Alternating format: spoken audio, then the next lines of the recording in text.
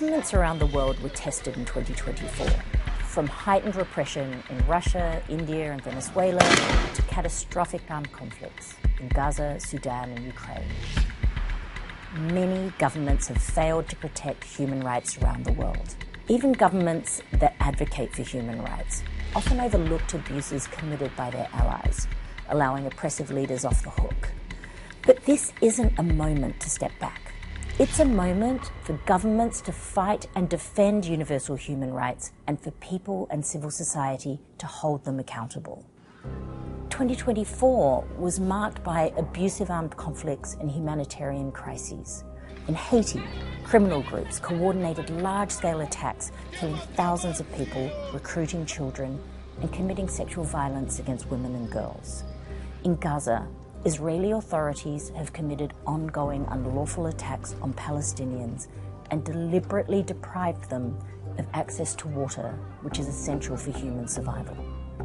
The conflict in Sudan between the Sudanese armed forces and rapid support forces has resulted in widespread atrocities, including mass killings, sexual violence, and forced displacement.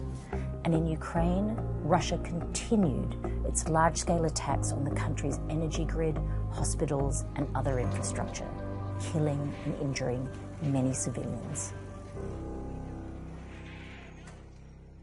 But against all odds, there were still those who dared to stand up for rights and resist oppression.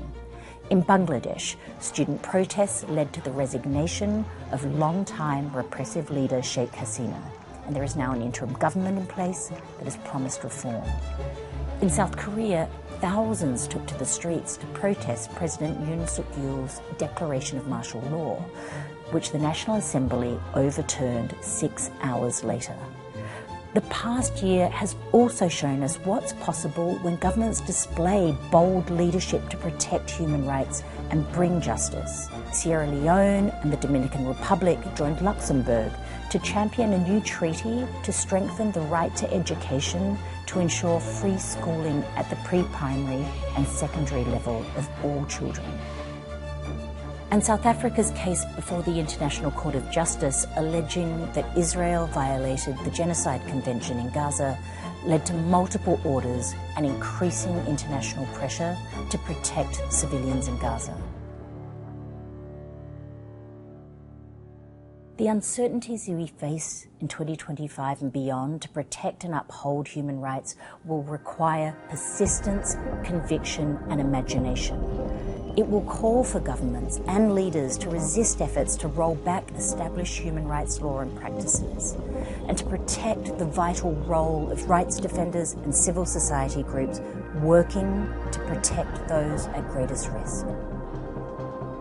When rights are protected, humanity flourishes. When they're denied, the cost is measured not in abstract principles, but in human lives. This is the challenge and the opportunity of our time.